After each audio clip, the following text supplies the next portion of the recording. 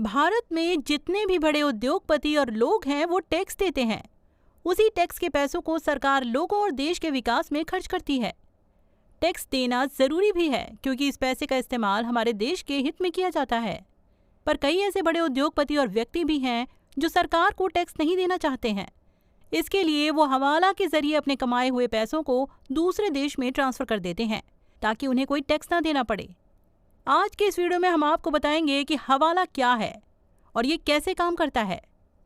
पुराने समय में पैसों को एक जगह से दूसरी जगह सुरक्षित चोरों और डाकुओं से बचाकर भेजने के लिए हुंडी प्रथा काम आती थी, जिसमें एक नगर का नागरिक नगर सेठ के पास जाकर पैसे जमा करता था और नगर सेठ उस पैसे की राशि एक पर्ची पर लिखकर उस नागरिक को वापस कर देता था। जब वो नागरिक दूसरे नगर में जाता था तो उस नगर के नगर सेठ को वो पर्ची देता था। दूसरे नगर के नगर सेठ उस नागरिक की पर्ची में लिखी राशि उसे दे देते थे। अब नगर सेठ से नगर सेठ का हिसाब बाद में कर दिया जाता था क्योंकि ये प्रक्रिया दोनों तरफ बराबर होती थी। इसे हुंडी प्रथा के नाम से जाना जाता था और इस प्रक्रिया के दरमियान जो पर्ची थी उसे हुंडी कहा जाता और वही एक सबूत होता था जिसे दिखाने पर ही वो राशि दी गई थी। आज के दौर में हवाला के जरिए एक जगह से दूसरी जगह पैसे भेजने का काम किया जाता है। ज्यादातर इस हवाला का इस्तेमाल एक देश से दूसरे देश में पैसे भेजने के लिए किया जाता है। आप इसे हुंडी प्रथा की तरह समझ सकते हैं। मान लीजिए दूर बैठे संजय जो कि देश से बाहर रहता है, उसे रमेश को 10 लाख रुपए देने हैं।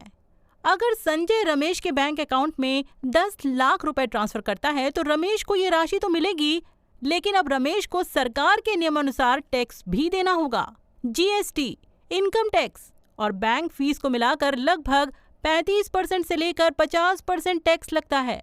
अगर रमेश टैक्स नहीं देगा तो वो राशि काला धन हो जाएगा। तो ये काला धन जो सरकार को देना है उसे बचाने के लिए संजय और रमेश हवाला करने वालों के पास जाएंगे। अब संजय उस देश में बैठे बैठे हवाला वाले के पास जाकर उसको 10 लाख दे देगा और उसे कहेगा कि मुझे ये पैसे भारत में रमेश को पहुंचाने हैं। तो वो हवाला वाला संजय को एक पासवर्ड या कोड दे देगा। अब संजय रमेश को पासवर्ड या कोड दे देगा जिसकी मदद से भारत में बैठा हवाला एजेंट पासवर्ड या कोड लेने पर उसे वो राशि दे देगा। अब ये काम सरकार की नजर में दिखाई देगा ही नहीं तो अब रमेश को टैक्स पे करना ही नहीं होगा।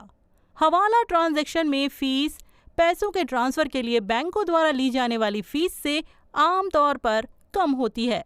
आज हवाला भ्रष्टाचार और टैक्स चोरी का पर्याय बन गया है।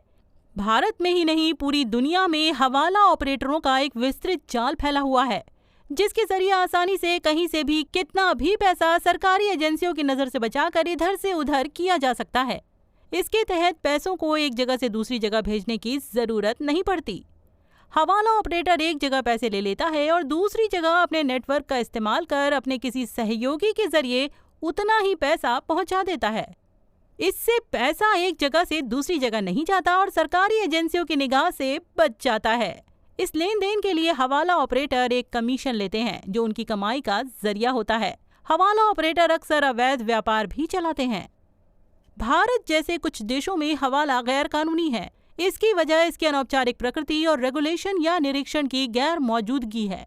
कोई व्यक्ति हवाला के द्वारा पैसे की लेन देन करता है और अगर पकड़ा जाता है तो उसके ऊपर विदेशी मुद्रा विनियमन अधिनियम यानी फेरा 1973 के तहत उस पर मुकदमा दर्ज किया जाएगा।